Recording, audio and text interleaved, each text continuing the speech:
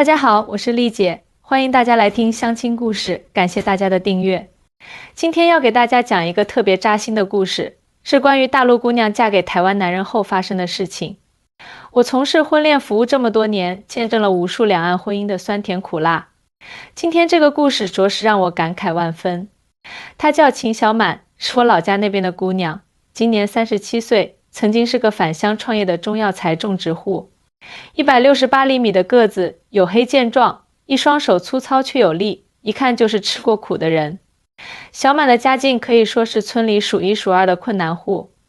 他爹好吃懒做，还爱喝酒，他娘身体不好，常年吃药。14岁那年，眼看家里揭不开锅，小满含泪辍学，独自一人坐着绿皮火车去了省城打工。那时候我什么都不懂，就知道要赚钱养家。小满后来对我说，眼里还闪着泪光。初到省城，他在一家餐馆当了洗碗工。老板趁他年幼无知，不仅克扣工资，还时常对他拳脚相加。忍无可忍的一天深夜，小满偷偷溜走，却发现自己无处可去，只能蜷缩在公园的长椅上过夜。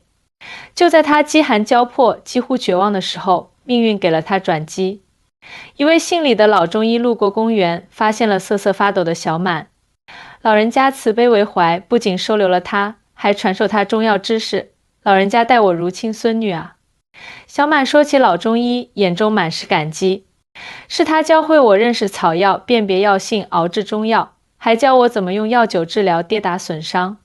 3年后，老中医去世，留给小满一笔不多的积蓄和满满的中药知识。带着这笔34遗产34，小满决定回乡创业，用学到的技术改变家乡面貌，也改变自己的命运。回到村里，小满看中了村后荒废的山地，打算承包下来种植中药材。村民们都笑话他异想天开，那地都荒了多少年了，能种出啥来？但小满没有理会闲言碎语，靠着从老中医那里学来的本事和自己的倔强劲，硬是把那片荒山承包了下来。他起早贪黑的开荒、整地、施肥、播种，原本黄土裸露的荒山渐渐变成了郁郁葱葱的药田。然而好景不长，第一批中药材收获时，小满发现药材的质量远不如预期。经过检测才知道，这片土地曾被附近工厂偷排的废水污染过，种出来的药材含有重金属，全部报废。那一刻我差点崩溃。小满回忆道，1年的心血啊，全都白费了。为了不让创业梦就此破灭，小满咬牙向高利贷借了一大笔钱，用来翻新土地、排污改良。他请来专家指导，昼夜不停的工作，终于让那片土地恢复了生机。第2年，药材长势喜人，小满看到了希望。可老天爷仿佛和他开了个天大的玩笑，一场百年不遇的暴雨，让他辛辛苦苦种的药材被冲刷殆尽。种子、肥料、农药、人工费，一切投入全都打了水漂，欠下的高利贷更是雪上加霜。那段时间，我每天都靠喝凉水撑过去，连饭都吃不起。小满苦笑着说，但我不能认输，不能啊，祸不单行的是，村里换届选举，新上任的村干部打着环保的旗号，处处针对小满的药材种植，表面上说是为了环境保护，实际上却是看中了小满掌握的中药种植技术，想要低价收购他的土地。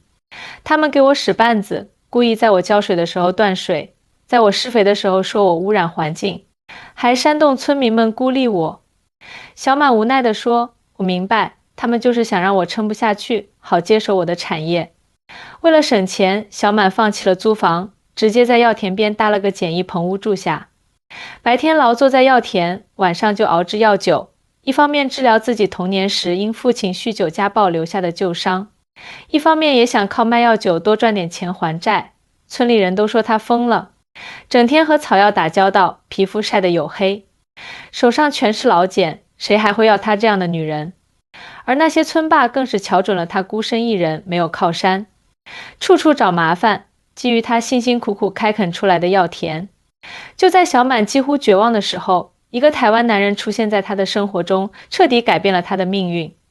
他叫林佳宇，台南人，37岁，在台湾经营一家中药材贸易公司。因为寻找优质的中药材供应商，才辗转来到小满所在的村子。第一次见面，佳宇被小满的中药知识所震撼。这位小姐，你对药材的了解程度比很多业内人士都专业啊。佳宇由衷赞叹道。小满却很是警惕，你是台湾来的，来我这穷乡僻壤干嘛？佳宇解释说自己是做中药材贸易的，想在大陆寻找稳定的供应商。听说这个村子有人在种植地道药材，特地来考察。我不信，台湾人来我们这种地方收药材，你是不是别有用心？小满将信将疑。佳宇没有生气，反而拿出了自己公司的资料和名片，还有与其他药材供应商的合作照片。他说，我们台湾虽小，但中医药文化传承得很好。我们需要好的药材，你需要稳定的销路，合不合作一下？在确认了佳宇的身份后，小满才稍微放下戒心。他带着佳宇参观了自己的药田，详细介绍了每一种药材的种植方法和药用价值。佳宇看着那些茁壮生长的药草，眼睛亮了起来。这些药材的品相比我在别处看到的都要好。你种植的手法很独特啊。小满有些不好意思，都是我师傅教的，还有我自己这些年摸索出来的小窍门。接下来的几天，佳宇每天都来药田和小满讨论药材种植的各种问题。他告诉小满，台湾的中药材市场很大，价格也比大陆要高，如果能建立长期合作关系，对双方都有利。其实我们台湾对中医药很重视，很多人都会看中医，只是台湾地方小，种不了多少药材，大部分要从大陆进口。佳宇解释道。小满惊讶不已，我以为台湾很小很穷呢，没想到还有这么大的市场。佳宇哈哈大笑，这就是你们大陆人的误解了。台湾虽然面积小，但经济发展的不错，我们公司每年的中药材贸易额有几千万新台币呢。小满听得目瞪口呆，他从没想过自己辛苦种植的药材居然有机会打入台湾市场，而且价格比在大陆高出不少。那你愿意和我合作吗？佳宇真诚地问道。小满犹豫了，可是我现在的规模太小了，怕是供应不上你的需求。可以慢慢来啊，你有技术，我有市场，我们可以一起把规模做大。佳宇信心满满地说。就这样，他们达成了合作协议。佳宇按高于市场的价格收购小满的药材，还承诺提供技术支持，帮助他扩大种植规模。有了稳定的销路，小满的事业开始慢慢好转。他逐渐还清了高利贷，还租了一间像样的房子住下来。在这段合作期间，佳宇经常往返于台湾和大陆之间。每次来，他都会给小满带些台湾的特产和一些农业种植的新技术资料。台湾虽小，但农业技术很发达，我们可以优势互补，佳宇常这样说。随着接触的增多，小满发现佳宇和他印象中的台湾人很不一样。他务实勤奋，待人真诚，对中医药文化有深厚的了解和尊重。而且尽管佳宇在台湾算是成功人士，却从不摆架子，会和村里人一起吃饭，甚至下地干活。我在台湾老家也有自己的实验田，平时没事就去捣鼓捣鼓。种地是我的爱好，佳宇笑着告诉小满。时间一长，小满发现自己对这个台湾男人产生了好感。他身上有种踏实的气质，让他感到安心，但他很快就掐灭了这份感情，因为他觉得两人之间有太多差距。她是贫困山村出身的农村女，而他是台湾的成功商人，他只有初中文化，而他是大学毕业。他黝黑粗糙，而他白净儒雅，天底下哪有这种好事？人家肯定只是把我当生意伙伴，我可不能自作多情。小满常常这样告诫自己。然而出乎他意料的是，在一个月明星稀的夜晚，佳宇竟向他表白了。那天他们刚忙完一批药材的收购工作，小满请佳宇去江边散步放松。看着平静的江水，佳宇突然说：小满，我喜欢你，你愿意做我女朋友吗？小满吓了一跳，以为自己听错了。你说什么？佳宇认真地望着他的眼睛。我说我喜欢你，想和你交往。在我看来，你是个了不起的女人，有知识，有毅力，还有一颗善良的心，我很欣赏你。小满惊讶地说不出话来。他怎么也想不到，自己这个黝黑粗糙的山村女居然会得到台湾商人的青睐。你别开玩笑了，我这种女人配不上你的。小满低下头，语气里满是自卑。为什么这么说？佳宇不解地问。你看看我，整天在地里刨食，喝不溜秋的，手上全是老茧，连像样的学历都没有。你是台湾来的成功商人，肯定能找到更好的女孩子。小满的声音带着哽咽。佳宇轻轻握住他的手，在我眼里，你比那些光鲜亮丽的女孩子强多了。你有独立的事业，有专业的知识，更重要的是，你有一颗坚强而善良的心。这些比外表重要得多。小满依然不敢相信，可是我们相差太远了。不同的国家，不同的背景，不同的文化，两岸同文同种，我们的差异并没有你想象的那么大。佳玉真诚地说，而且正是这些差异让我更加欣赏你。你身上有种坚韧不拔的品质，是在台湾的女孩身上很少见到的。在佳玉的真诚攻势下，小满的心房渐渐被攻破。他答应和佳玉交往，但提出要先保密，不告诉任何人，包括他的父母。我爸妈思想很传统，肯定接受不了我和台湾人谈恋爱。还有村里人，他们一定会说三道四，说我傍大款，高攀台湾人。小满忧心忡忡，佳玉理解他的顾虑，答应先不公开关系，等时机成熟再说。就这样，他们开始了秘密恋情。每次佳玉来大陆，除了处理业务外，都会抽时间陪小满。他们一起去田间劳作，一起研究新的种植技术，一起尝试改良药方。虽然很普通的相处，但小满却感到前所未有的幸福。和佳宇在一起，我不用伪装，不用担心被瞧不起。他尊重我的工作，欣赏我的才能，这种感觉真好。小满对我说起这段恋情时，脸上洋溢着幸福的光芒。交往半年后，佳宇决定向小满求婚。他专程从台湾带来一枚精致的钻戒，在他们第一次见面的药田里单膝跪地。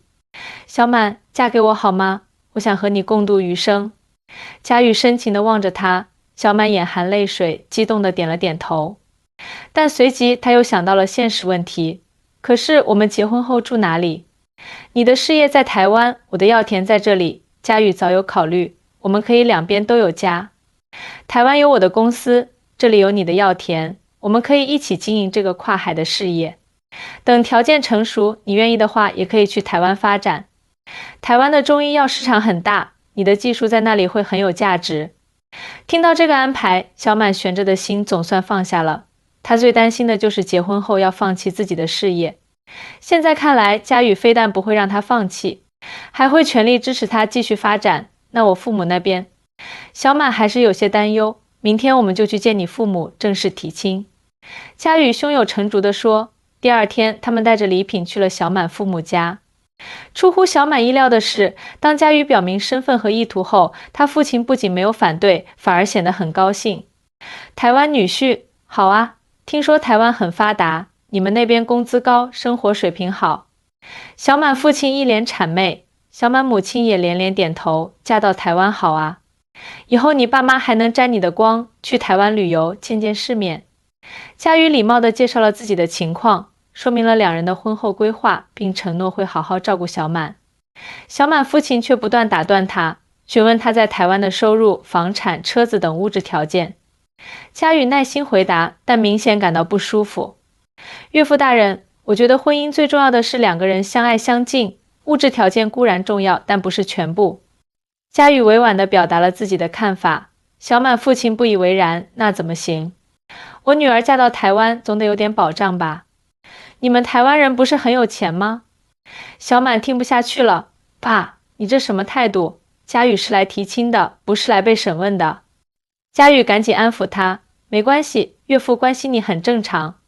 见小满发火，他父亲也不好再咄咄逼人，勉强同意了这门婚事。但临走时，他把小满拉到一边，低声说，你可得让你台湾老公多给咱家钱啊。听说台湾人很大方的。小满又气又羞，爸，我嫁人是因为爱，不是为了钱，傻丫头，爱情能当饭吃吗？他父亲撇撇嘴，你台湾老公能给你什么？不就是钱吗？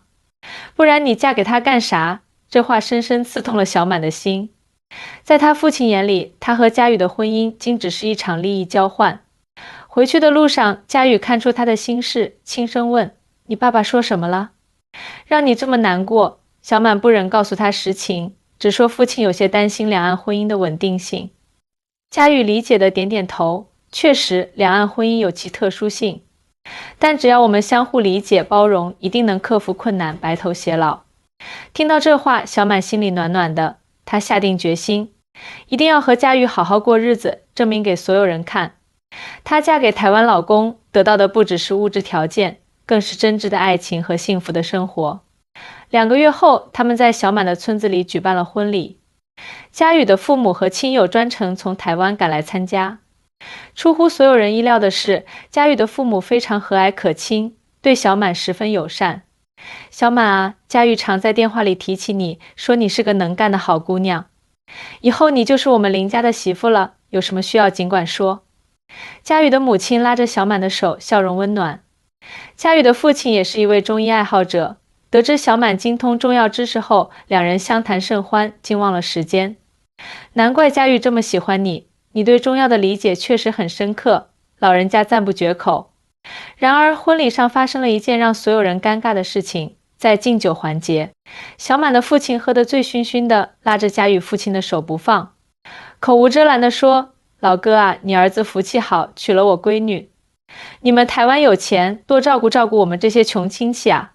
佳玉的父亲脸色一沉，礼貌地抽回手，亲家婚姻是2个年轻人的事情，我们做父母的应该祝福他们，支持他们，而不是给他们增添负担。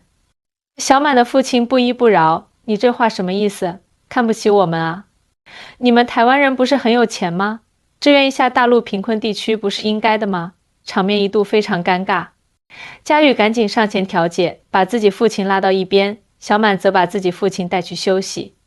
爸，你怎么能这样说话？太丢人了！小满气得直跺脚。他父亲却满不在乎，有什么丢人的？你嫁到台湾是光宗耀祖的事，他们家有的是钱，帮衬我们一点怎么了？就在这时，小满的母亲气冲冲地赶来。老头子，你知不知道你在胡说什么？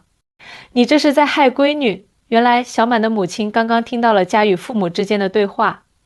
佳宇的母亲很是生气，这就是你儿子选的丈人，只盯着我们的钱。早知道是这样，我就不同意这门婚事了。佳宇的父亲也皱着眉头，别生气，可能是文化差异。我们回台湾后好好和佳宇谈谈，这门亲事怕是不简单啊。听到这话，小满的母亲心里一惊。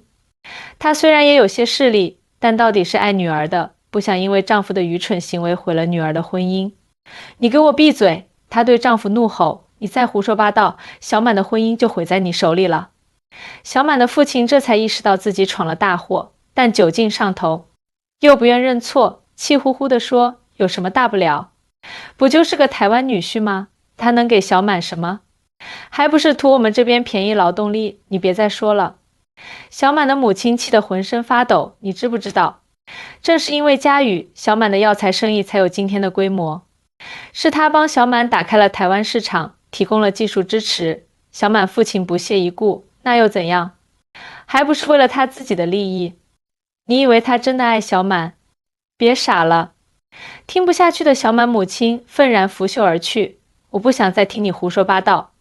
这婚礼我不参加了。说完，他直接离席而去。这一幕被刚好走过来的佳宇看到了，他并没有生气，反而上前安慰小满，别担心，家家有本难念的经。我理解你父母的心情，面对佳宇的宽容，小满既感动又惭愧。婚礼虽然在一片尴尬中结束，但他暗下决心，一定要好好经营这段婚姻，让所有人看到，她嫁给台湾老公得到的绝不仅仅是物质上的好处。婚后，小满和佳宇两地奔波，佳宇经常往返于台湾和大陆之间，而小满则主要留在大陆打理药材种植基地。虽然聚少离多，但两人配合默契，感情也越来越深。小满的事业在佳宇的帮助下蒸蒸日上，他们扩大了种植规模，引进了台湾先进的种植技术，产品质量大幅提升，不仅打入了台湾市场，还远销日本、韩国等地。我从没想过，我种的药材有一天能卖到国外去，小满常常感慨。佳宇却对他充满信心，这只是开始，你的技术和才能值得更大的舞台。2年后，小满终于有机会去台湾看看丈夫的家乡。当飞机降落在桃园机场时，她的心情既兴奋又忐忑。佳玉，我这穿着打扮会不会太土了？小满不安地问。她穿着简单的 T 恤和牛仔裤，脸上几乎没有妆容。佳宇笑着摇摇头，在台湾，人们穿着很随意的，没那么多讲究。你这样就很好。走出机场，小满惊讶地发现，台湾的街道整洁有序，绿化做得很好。虽然建筑不如大陆城市那么高大现代，但处处透着精致和人文关怀。这里比我想象的要发达多了，小满由衷感叹。佳宇带他去了台南的老家，那是一栋带院子的2层小楼，虽不豪华，但布置得温馨舒适。佳宇的父母早早就在家等候，看到小满，脸上都带着欢迎的笑容。终于见到你了，小满，快进来坐。佳宇母亲热情地招呼。佳宇父亲也笑着说，佳宇常说你是个好姑娘，今天一见果然如此。小满有些受宠若惊。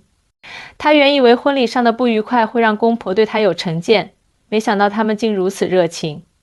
晚饭是佳宇母亲亲自下厨准备的，一桌子菜肴不仅色香味俱全，还特意照顾了小满的口味，有几道是地道的大陆菜。妈，您怎么知道我喜欢吃这些？小满惊讶地问。佳宇告诉我的啊。他说你在大陆工作辛苦，来台湾要好好犒劳你。佳宇母亲慈爱地说。饭后，佳宇父亲拿出一本厚厚的相册，给小满看佳宇从小到大的照片，还讲了许多佳宇童年的趣事。小满这才知道，原来佳宇小时候也很调皮，还因为好奇去捉蜜蜂被蛰得满脸包。这孩子从小就对草药感兴趣，整天在山上采集各种植物。后来读大学也是选了中医药相关专业，佳宇父亲骄傲地说。小满这才明白为什么佳宇对中药知识如此精通，原来是有着浓厚的家学渊源。在台湾的日子，小满见识了许多新鲜事物。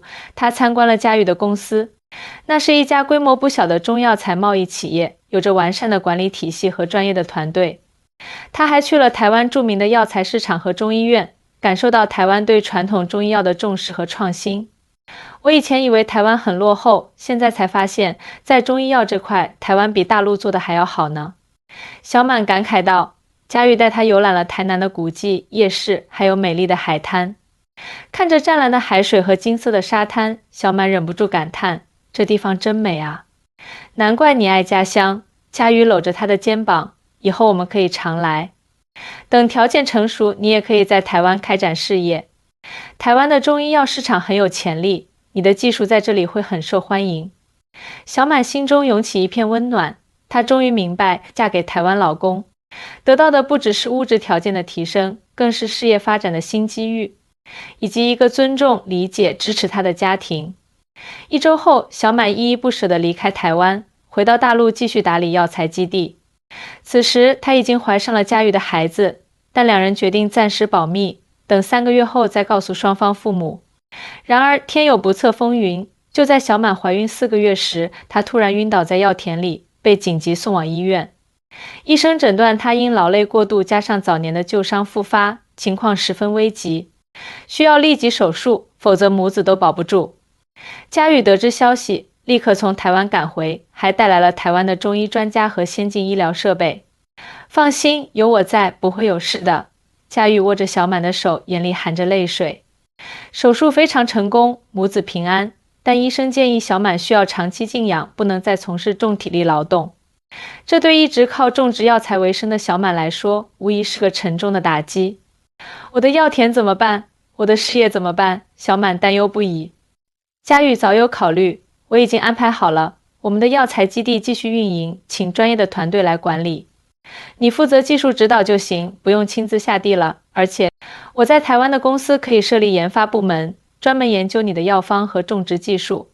你可以远程指导，这样你既能静养身体，又不会荒废自己的才能。小满感动得热泪盈眶。佳宇，谢谢你，你给了我这么多。佳宇摇摇头，不是你给了我更多，你给了我爱情，给了我家庭，还要给我一个孩子。相比之下，我做的这些微不足道。住院期间，小满的母亲每天来医院照顾她，亲眼目睹了佳宇对女儿的体贴关怀。女婿，我以前有点看不起你，觉得台湾人没什么了不起。现在我才明白，你比很多大陆男人都强。小满母亲真诚地说。佳宇谦虚地笑笑，妈，这没什么，小满是我的妻子，照顾她是我应该做的。小满母亲摇摇头，眼里含着泪水，不是所有丈夫都会这样的。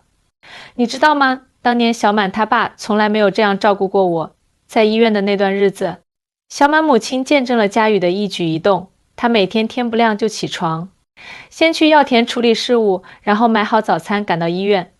她亲自为小满熬药，细心照料她的饮食起居。她耐心地和医生沟通，确保小满得到最好的治疗。